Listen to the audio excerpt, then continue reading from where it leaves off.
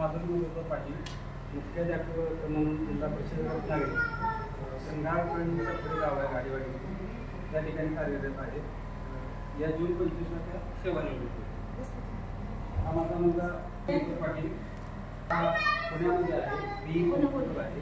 त्याचा व्यवसाय आहे सरांनी पाहिलेला आहे.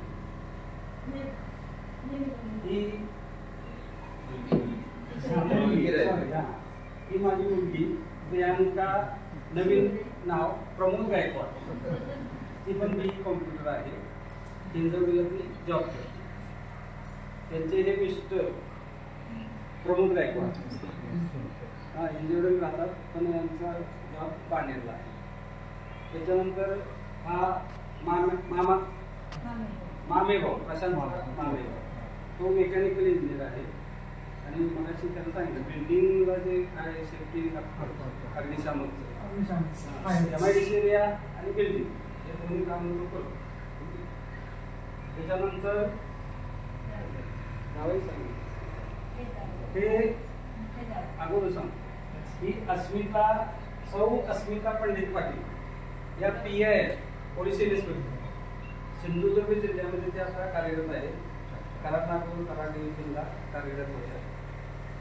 हे त्यांचे mister Pandit Patil tax inspector म्हणून कोल्हापूरला कार्यरत आहे. अगोदर जॉब करत होते.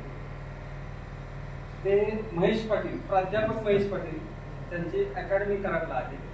आधी ते MPSCचे क्लास घेत होते आणि त्याच्या थ्रू त्याच्या क्लासमध्ये बहिणीला तिथं शिकवलं आणि ती पहिल्यांदा API झाले, अलिबागला नियुक्त झाली. त्याच क्लासमध्ये त्यांच्या मिसेस ह्या मॅडम क्लास घेण्यासाठी येत होत्या. त्या पण परीक्षा पास होऊन आता अंगणवाडी सुपरवायझर कराड तालुक्यामध्ये त्या प्रमुख म्हणून कार्यरत आहे.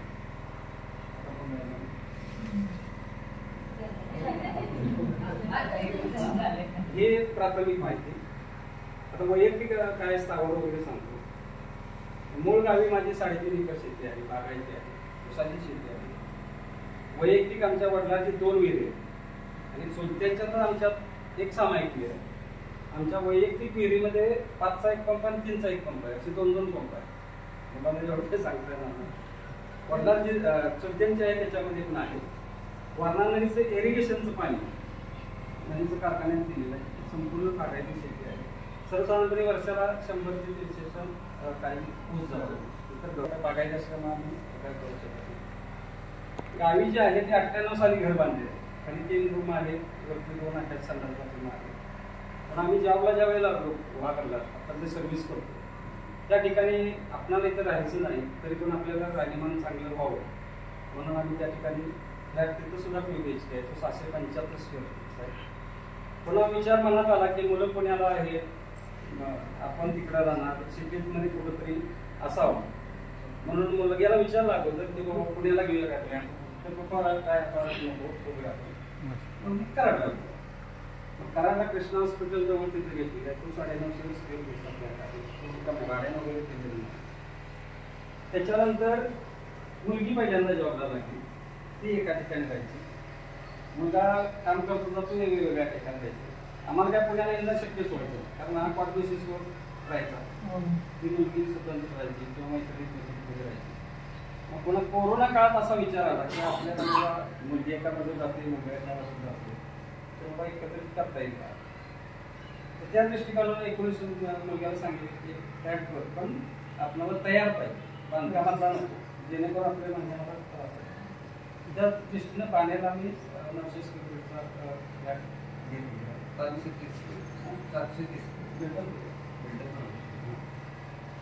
त्या ठिकाणी सुद्धा फ्लॅट आहे. त्यावर कोणतेही लोन नाही. मला पेन्शन आहे,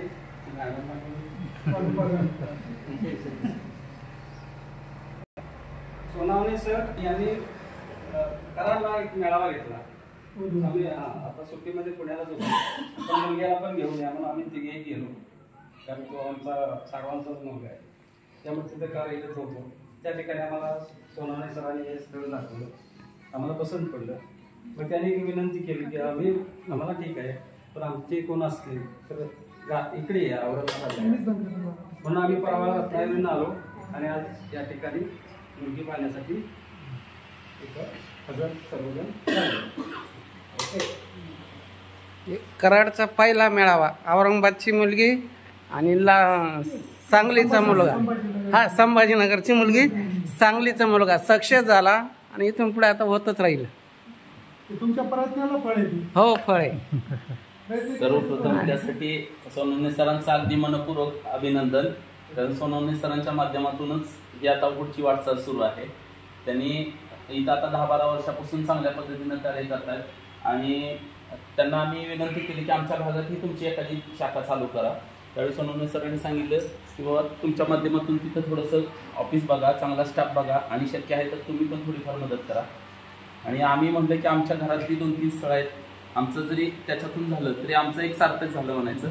पण अभिमानाची गोष्ट सांगतो की आपल्या घरातलीच मेळाव्याच्या माध्यमातून घरातलीच एक 2-3 लग्न अगदी साखरपुडा किंवा याद्या इथंपर्यंत आलेली आहेत.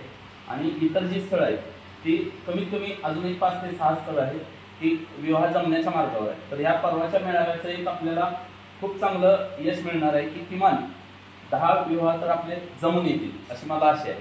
त्यासाठी सोनवणे सरांचे सर्वप्रथम अभिनंदन आणि आभार.